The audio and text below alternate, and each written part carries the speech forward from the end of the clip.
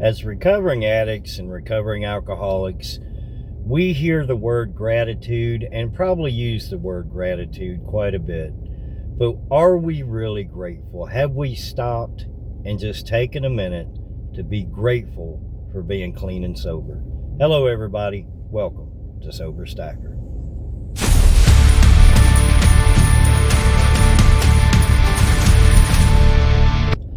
I woke up sober this morning because I went to bed sober last night, man.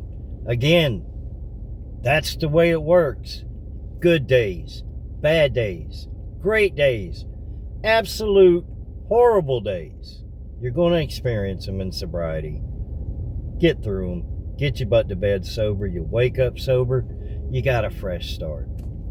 Yesterday, at work, last night actually, it was my very last delivery last night at about 10 p.m. Call came in, or delivery came in about 15 minutes before the store was to close, which is fine. The delivery I made was to two guys living in a tent.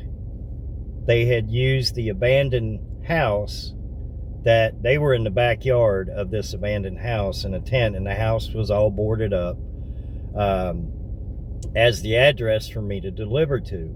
So when I got there, I'm looking at an abandoned house going, all right, this is a fake call, which we have sometimes, but it didn't make sense because the order was already paid for on a credit card. It wasn't a cash delivery.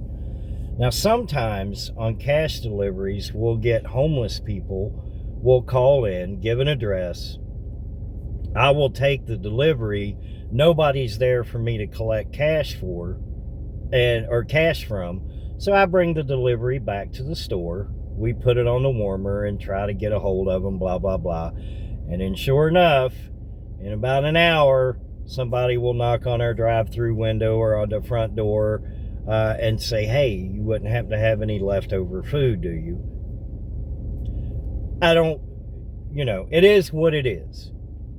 But this was actually two guys living in a tent in the backyard of this abandoned house. The gratitude that I had driving away from that delivery, that was not me, and I was very close in my addiction to either ending up like that or worse. It hit me, not like bam, but it was just, I was grateful. I was grateful for my job. I was grateful for my car. I was grateful for my wife. I was grateful that I have a roof over my head with running water and a toilet and a shower. And I have food in my refrigerator, and I have a little savings over here, and I have some silver over there, and I have a little bit of crypto over here. Nothing major, nothing life-changing, nothing that's going to make me rich tomorrow. But I'm grateful for what I have. Which brings me to, if you are in recovery, maybe you're like me, you don't have the greatest job in the world, but it's a job, man. I get a steady paycheck every 2 weeks, and I get tips. Some days are fantastic. Some days not so good. But it covers the bills. It feeds me. It pays for the car. It pays for my gas.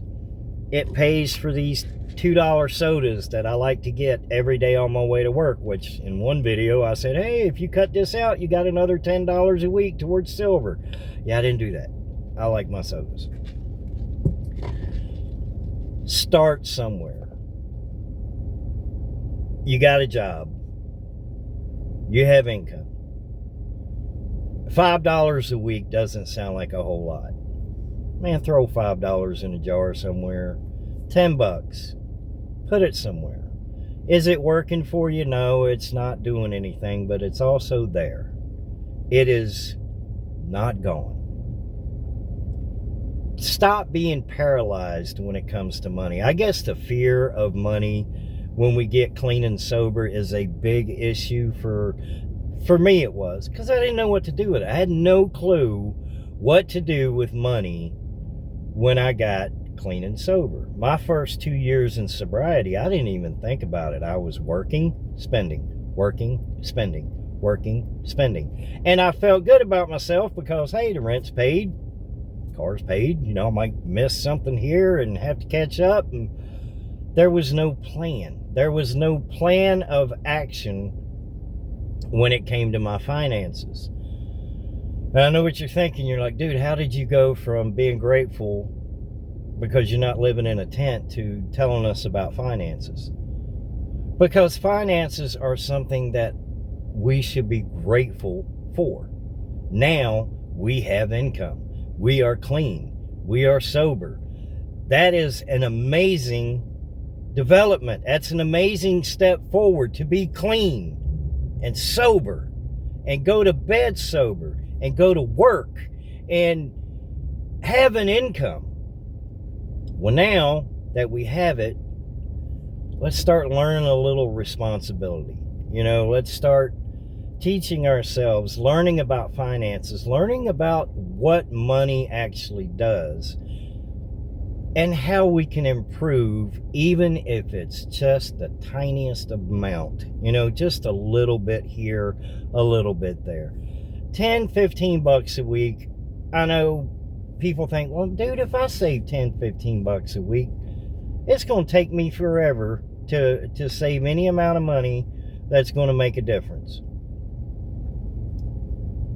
Tell yourself that 2 years from now, after you've saved 10 or 15 bucks a week, every week, for 2 years. You'll look back and go, wow, okay, a couple grand here. Then start learning about, not after 2 years, do this now. Start learning about how to make money work for you. Now, a lot of the things that I talk about in my video, I say are good ideas. I don't do them all. All right, I don't want you to think, man, that sober stacker, he's got T-bills, he's got silver, he's got crypto, he's got money in land, blah, blah, blah. No, it's just ideas. I have savings, I have silver, and I have crypto. I haven't done the T-bill thing yet. I was actually paying attention today to see if the feds were going to raise rates. They did not, which would have affected the T-bills, I think. Maybe the percentage. I think they're at about 3.9% right now. So if you did $100 in a 13-week T-bill, you might get 101 back. I don't know. I didn't do it. But it's an option to start making our money work for us, even if it's working just a little bit. But being paralyzed and doing absolutely nothing with our money is not, in my opinion now. None of what I say is financial advice. Please don't think that I'm living it up here. I deliver pizzas. I save what I can. I buy some silver when I can. And I make my money do the best I can. My wife is really good at it. She can squeeze a booger out of Washington's nose, man. But anyway, sorry, probably a little rude, but whatever. What was I saying? Quit being paralyzed. Stop it. Start doing something. Because I promise you, if you are clean and sober and you're working, even whatever job, you're going to run across somebody and you're going to go, well, that could have been me. That could have been me. But thank God for my sobriety. Thank God that I never gave up. Took me about 10 years of honestly trying, giving it my best, not every single day, but doing what I thought I could do to try to get clean and sober. It took me quite a while. Hopefully it doesn't take you that long. If you are in active addiction, please get the help you need, man. Get the help you deserve, because life is waiting. And I promise you, it is much better and much more interesting, clean and sober, especially when you run across situations where you can say, that could have been me. You guys have a beautiful, wonderful, blessed Wednesday. I'm going to go to work. I'll see y'all in the next video.